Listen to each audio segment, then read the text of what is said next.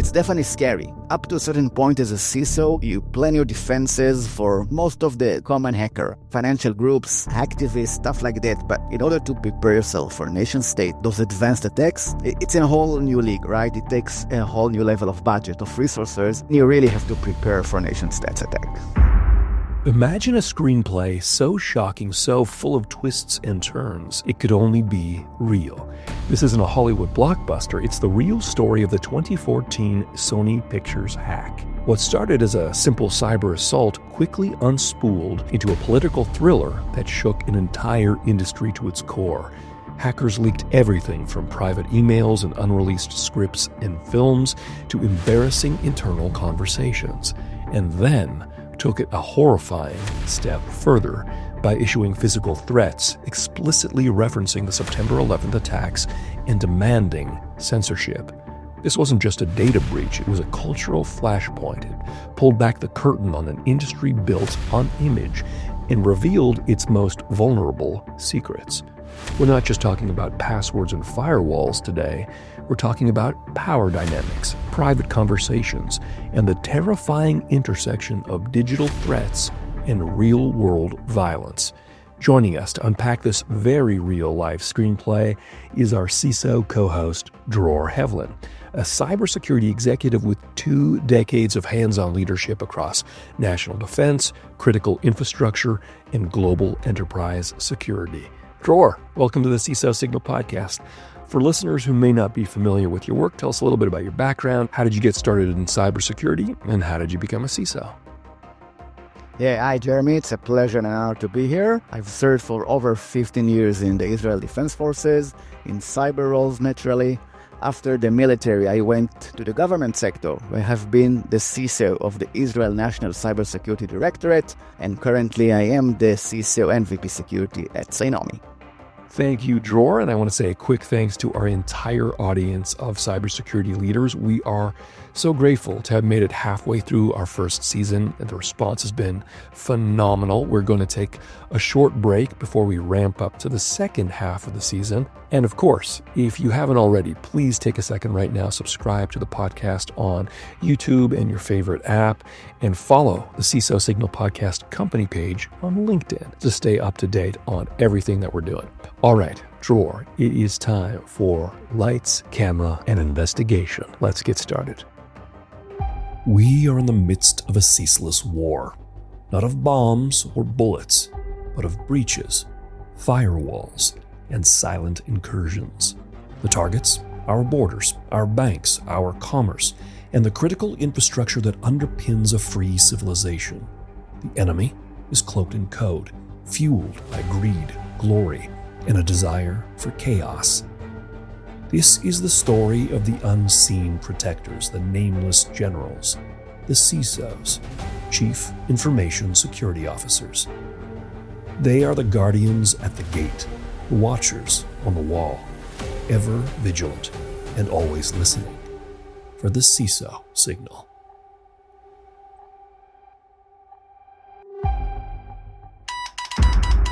So when you look back at the Sony breach, it's really remembered as one of the very first high-profile nation-state attacks against a specific single company. What's one of the things that still stands out to you about it after all of these years? Yeah, what I remember is from the Sony breach. I think it was the first event where cyber state nation attacked a private company in order to gain not military advantage, but revenge for humiliating them and making them look bad. So I think that was the first incident that we've seen a nation state really using its force to embarrass a public company. All right, Dror. So let's talk about the unique and terrifying aspect of this attack. It wasn't just a data breach. We're talking about the group called themselves Guardians of Peace, or GOP, went beyond leaking emails and movie scripts and unreleased films, and of course, employee personal information. They made explicit physical threats, or explicit as you can get with some broken, not fantastic English, referencing the 9/11 terrorist attack, saying to moviegoers, quote, "The world will be full of fear. Remember the 11th of September 2001. We recommend you to keep yourself distant from the places at that time, end quote. And of course, that was interpreted at the time to mean theaters that were scheduled to screen the movie The Interview. That threat completely changed the scale and scope of the incident. As a CISO, you bear this incredible responsibility for the security of your organization's data and systems. But what must it feel like when that responsibility extends to the physical safety of employees and even the public? How do you carry that weight and make decisions under that kind of pressure? It's scary, right? Because you need a lot of security controls and defenses to invest in order to make certain you are not easily attacked by advanced hackers, right? So you have to plan your day-to-day operation. How do I gain visibility? What kind of tools do I really need? Smaller companies, smaller footprint in the digital world. So you have to take that also into account. It's kind of not a complicated business where you have to weigh every decision. And of course, you have to explain it to the management board in order to get those needed resources. Everything you do as head of security is risk management. Where to invest first, which security controls to buy. Do I need more policies, more drills, more red teams coming in to test our perimeter and stuff like that? Act 1. The first cut. The year is 2014, and a familiar hum of human ambition fills the air, a melody played on the hallowed ground of Hollywood. On the Sony Pictures lot, dreams are spun into reality. Executives like co-chair Amy Pascal and producer Scott Rudin held the strings of a multi-billion-dollar empire, casting new roles, greenlighting projects, and negotiating seven-figure contracts for its movie stars. This was a world of A-listers and tentpoles of pre-production and final cuts. It was a universe that operated on the twin engines of ego and illusion. But unseen by anyone, a different kind of script was being written. Not in ink, but in lines of code. The characters? A faceless collective known as the Guardians of Peace, or the GOP. And the genre? It was a horror film no one will ever forget.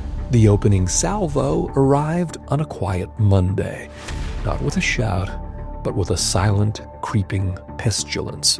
It moved from machine to machine, a digital phantom in the wires, leaving behind a trail of ruin. It was as if every computer, every office, from the studio lot in Culver City to the sound stages in New York, was suddenly struck by a digital plague.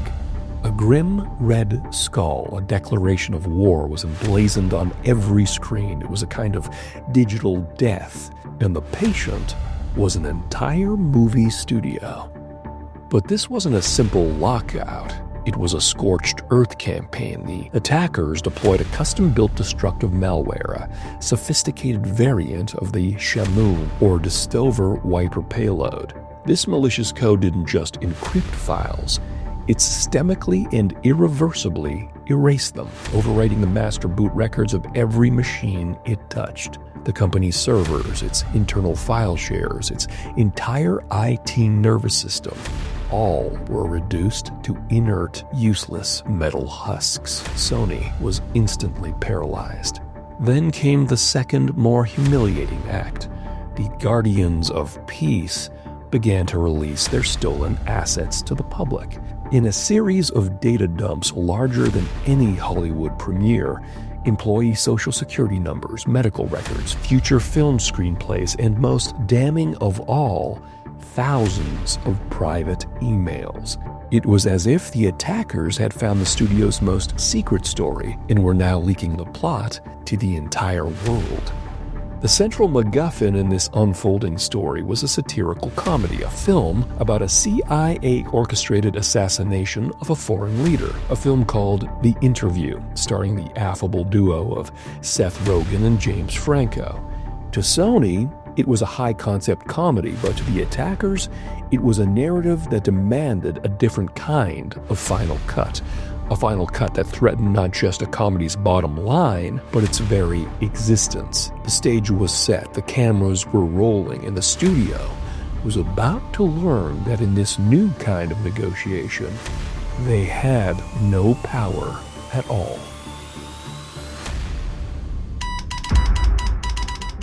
Thinking about the evolution of cybersecurity, were there any warning signs in the Sony case that might have seemed routine or harmless at the time, but today would be immediately raising red flags for a security team?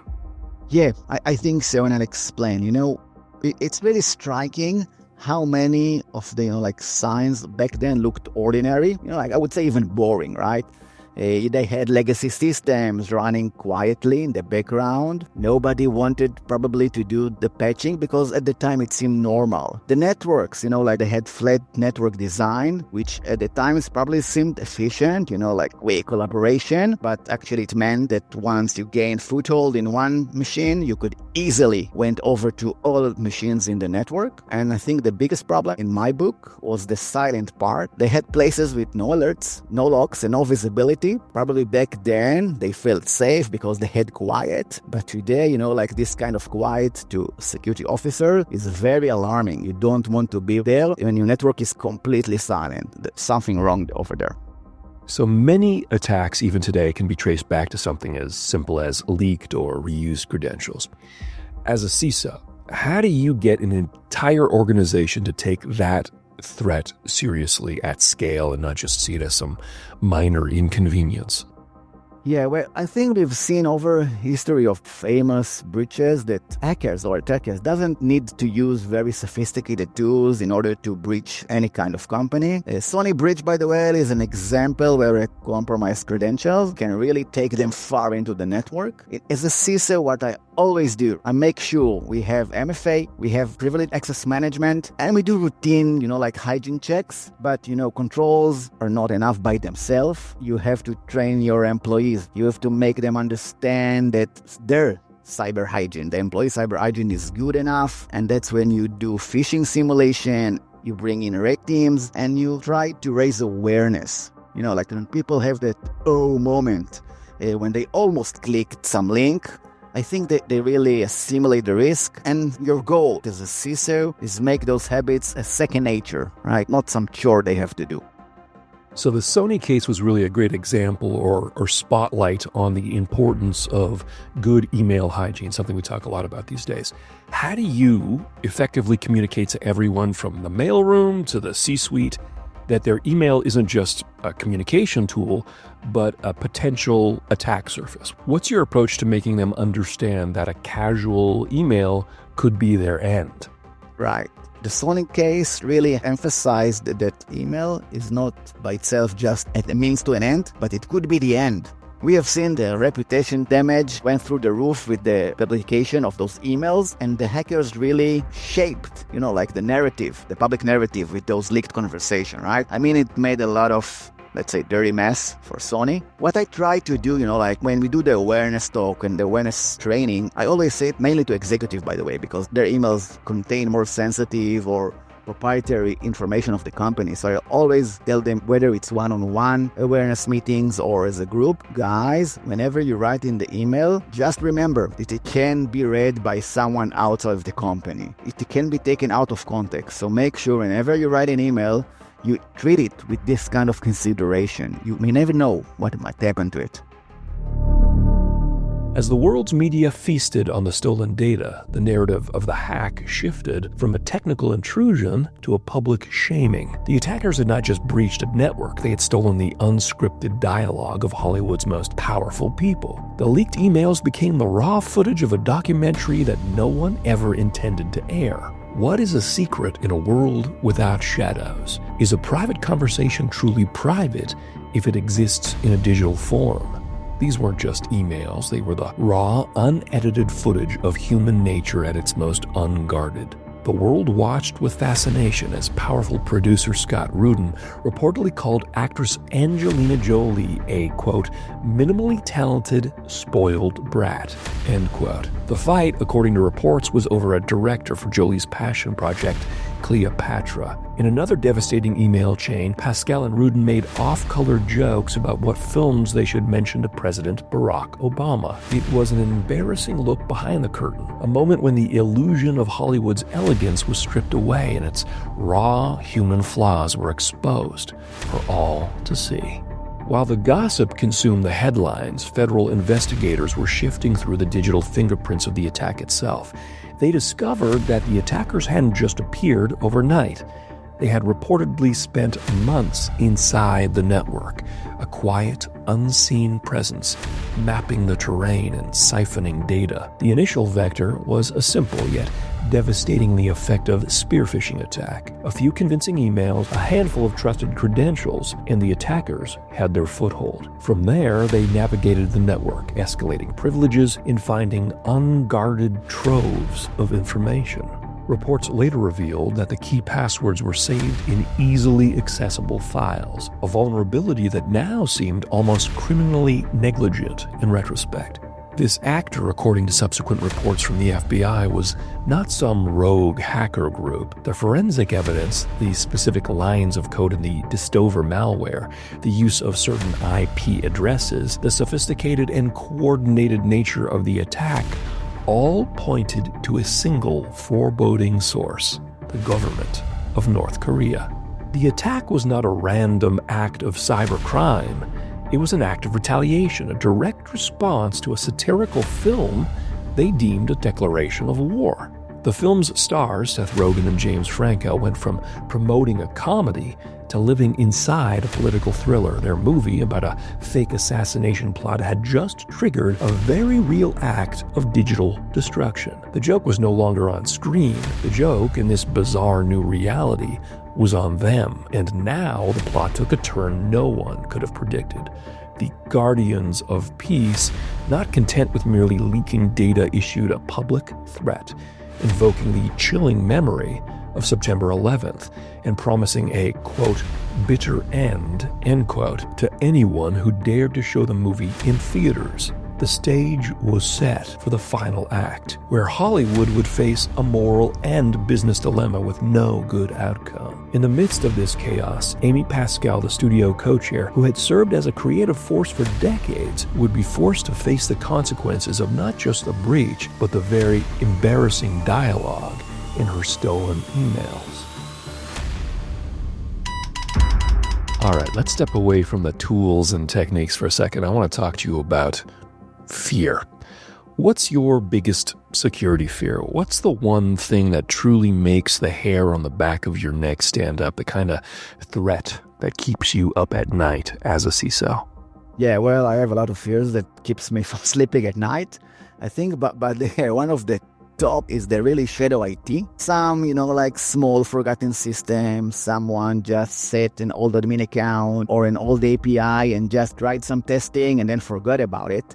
And it's like you can have the best security in the world, right, in your company, and you have a lot of detections and patching and monitoring. But when someone leaves this kind of application or an old account or even an API, it's like you leave a side gate, like unlocked in your castle, right? You might not notice it as a CISO, but an attacker is definitely looking for it. And the problem is it just compounds over time, right?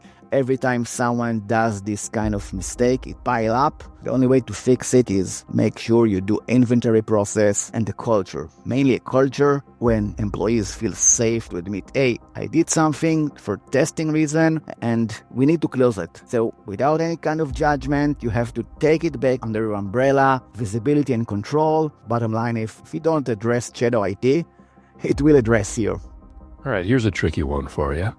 With the rise of nation-state hackers and so-called cyber activists, have we entered a new reality where a company's products or services or solutions or even who they sell to can become the trigger for heightened risk of attack? So I think what happened with the Sony attack showed the world that once politics entered the equation, everything changes. We have seen since then private companies being pulled unwillingly into geopolitical disputes. The only thing you can do is preparation. And I think in those kind of breaches where there's a political motivation, you have to prepare your relationship with law enforcement and government agencies before you need them. Probably also means that you need to have legal counsels that are familiar with those cross-border issues, train your management about scenarios, right, that include public threats, extortion, even media firestorm. The technical side of those kind of breaches is just one side, but you have to control the narrative side, right?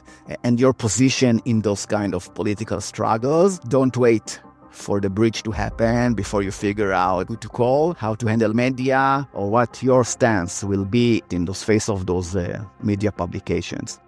All right, let's talk about crisis moments for a second. When you're in a war room situation, how do you decide who's in and who's out? What's the strategy for getting the right people in the room and communicating effectively when everything is on fire? Very sensitive decision because every executive wants to be there. They have to feel important. For me, war room is all about speed and clarity. Only need to let inside the minimal participant. You have got to have technical responder, right? You have got to get legal counselor, communication, HR, and maybe one or two executive decision maker. Everybody else should wait outside and wait for updates. But in the main war room, only 4 or 5 people.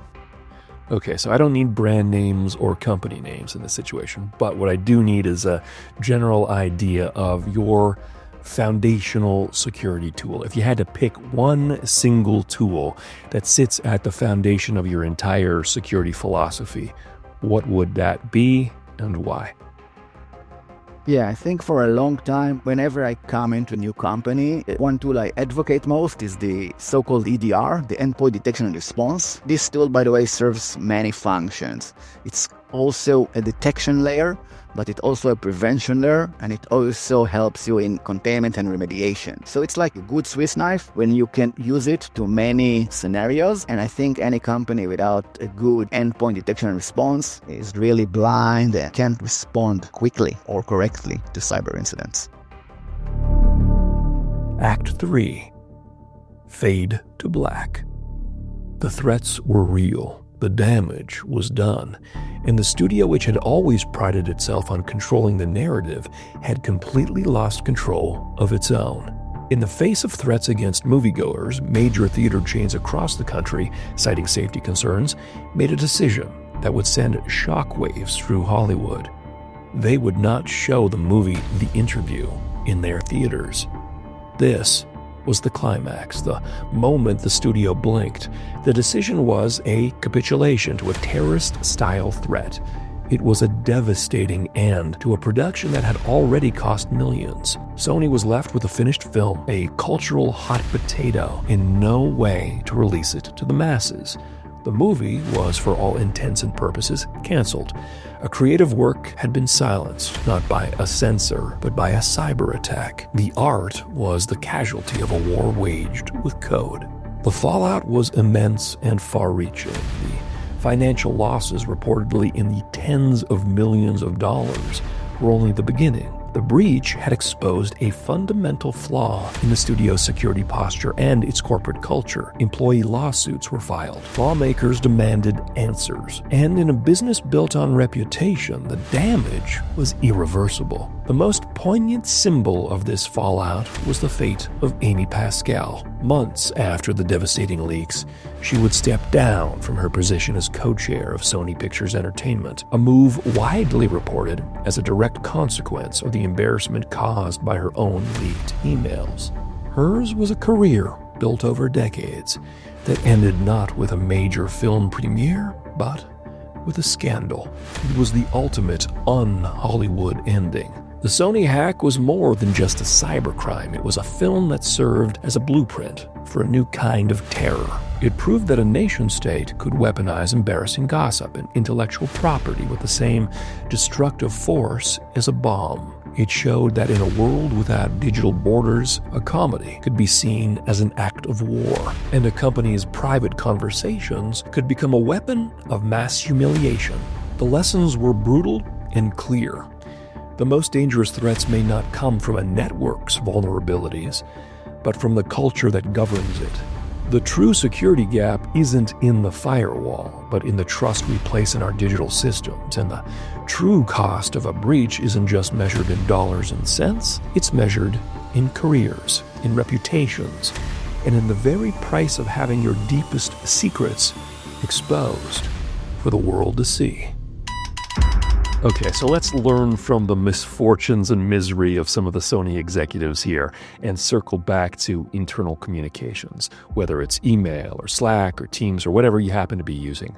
How do you coach your leadership, your management team, to think about what they're saying, knowing that their private words could one day become a very public mess if a breach were ever to occur? Yeah, I think I tell them my golden rule: never write an email things that if it will go out there in the world, they would embarrass you personally or the company or even your board. So that's my golden rule. Whatever you write in an email or Slack, some communication channel, make certain or think about the ramifications if it gets leaked outside. How would you explain those words? So there's no doubt for everyone who is listening to this, watching this, everybody knows that being a CISO is an incredibly tough and demanding role. What is one unconventional or out of the ordinary thing that you do in the role that helps you succeed as a CISO? Yes, so what I usually try to do is make sure every employee in the company understand is part of my security control, right? So whether you're a developer, a salesperson, even an executive, you have to understand the system depending on you to be there, not just to make certain you don't click on emails, but whenever you see something suspicious, like happening in your system, and whenever you see maybe some employee sitting next to you that doing things that you shouldn't do, you have to report it, right? Because they are my sensors. The employees are my sensors of security in addition to my technical controls, and I try to make them understand that they should always be aware that whatever happens around them, not just inside their email box. So the CISO Signal podcast is all about positivity. So let's, for a second, think about Sony, and for all the criticism and mistakes that we can heap on them, I want to give Sony some credit for what they did right in dealing with this attack from a security leadership perspective. Did anything stand out to you in terms of their response that was commendable? Yes, so I think what they did admirably was quickly get in touch with the law enforcement. I think the public saw it as a very positive act. They were very transparent about the attack. I think once disclosing to the media, they were attacked, by the way, by nation state. And back then, everyone was really scared of North Korea, right? No one really knew what their arsenal was, what their capabilities, or how far they are willing to go. Not good for Sony, but it helped them deliver a message, right? That as much as you prepare yourself for a cyber incident, it's very hard, very challenging to be ready for a nation state, especially if you are not federal or, government or military. And I think once they had the law enforcement agencies work alongside with them, it really helped them speed things along, do a better containment, even better media communication, because you have law enforcement on your side now, and it's not really some criminal group that went after you. It's really it's more forgiving, right? When there's this very amazing hacker group going after you. Dror, it was a pleasure having you on the podcast. Great speaking with you. I hope you come back and do it again real soon. With pleasure. Really enjoyed it. And now, our closing. The final scene of this story is not about the end of the hack, but the beginning of a new chapter in cyber defense. The events at Sony Pictures were a grim and public performance, a dress rehearsal for the future of conflict. The breach proved that an organization's greatest vulnerability is often its own people, their emails, their conversations, and their tendency to assume privacy in a world without it. It showed that a well-funded, state-sponsored actor can exploit these human flaws to achieve a political objective far beyond simple financial gain. The film was the excuse, the gossip was the weapon, and the destruction was the ultimate objective. For CISOs, the message from Sony's empty servers and leaked emails is unmistakable. A strong cyber defense is not just about technology, it's about culture, it's about training, and it's about creating a business where every employee understands that their password is a key and their email is a public record. It's about building a company that, when faced with an unprecedented threat, can do more than just survive. It can remain resilient. The Sony Hack's legacy is a new kind of final cut, a new truth for the digital age. In this era, the story of a company's success can be just as important as the story of its secrets. And all it takes is one wrong decision, one unguarded thought, one single tragic frame of a film to change the entire screenplay. And so we must remain vigilant and always listening for the CISO signal. All episodes are based on publicly available reports, postmortems, and expert analysis. While we've done our best to ensure accuracy, some cybersecurity incidents evolve over time and not all details have been confirmed. Our goal is to inform and entertain, not to assign blame. Where facts are unclear, we've used cautionary language, and we always welcome your corrections. Thanks for listening to the CISO Signal.